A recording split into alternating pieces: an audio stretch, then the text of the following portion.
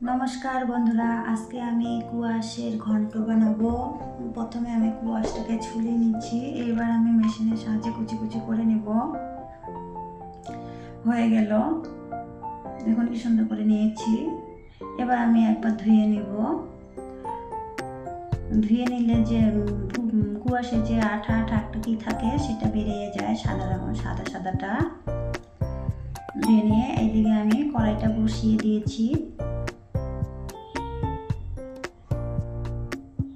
তেজপাতা দিয়ে দিলাম দুটো, দিয়ে এবার আমি তেল দিয়ে দিব।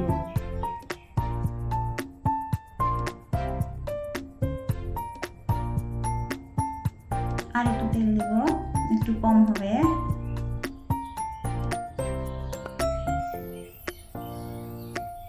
এবার আমি কালো জিরা দিয়ে দিব।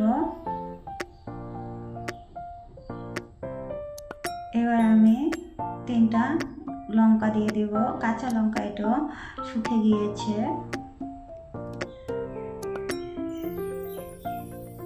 এবার আমি কুয়াশটা সম্বারসে ঢেলে দিলাম, দিয়ে ভালো করে একটু মিশিয়ে নেব। ওভেনটা আমি লো ফ্লেমে রেখে দিলাম। স্বাদ মতো লবণ দিয়ে দিলাম।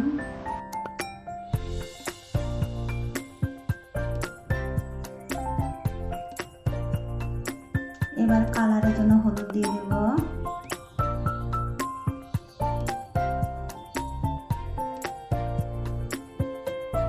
হলুদ দিয়ে এবার ভালো করে ঘেটে নেব। হলুদ আর লবণটা ভালো করে মিক্সড করে নিয়ে এদিকে আমি ঢেকে দিব।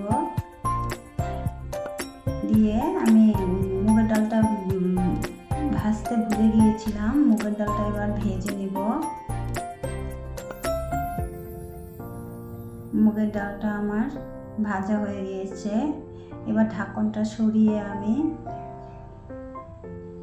ডালটা ঢেলে দিব।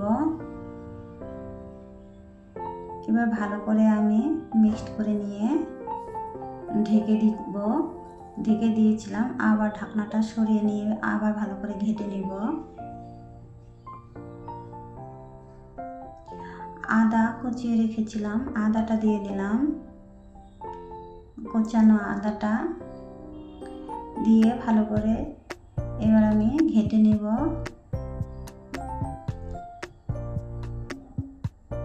ভালো করে নেড়ে চেড়ে ভাজা ভাজা করে নিলাম।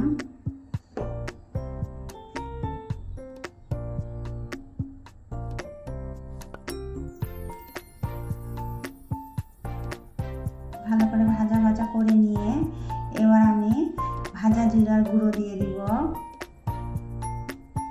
নিরামিষ দিনে এরকম কুয়াশার ঘন্ট মুগের ডাল ছিটিয়ে দিয়ে খুব ভালো লাগে বন্ধুরা।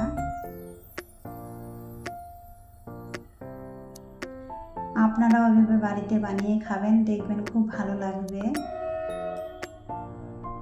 আর আমার রান্নার রেসিপিটা যদি ভালো লাগে তবে লাইক, শেয়ার, কমেন্ট এবং সাবস্ক্রাইবার করবেন, আমার পাশে থাকবেন। তাহলে আমি যখনই বেল আইকনের ঘন্টিটা বাজিয়ে দেবেন, আমি যখনই ভিডিও ছাড়বো সবার আগে আপনাদের কাছে গিয়ে পৌঁছাবে। দেখুন কত সুন্দর হয়ে গিয়েছে ঘন্টটা আমার। নিরামিষ দিনে এইভাবে কুয়াশার ঘন্ট আপনারাও বাড়িতে এইভাবে বানিয়ে খাবেন বন্ধুরা। দেখুন কত ভালো লাগছে দেখতে, খেতেও খুব সুস্বাদু হয় এই রান্নাটা। অনেক ধন্যবাদ বন্ধুরা।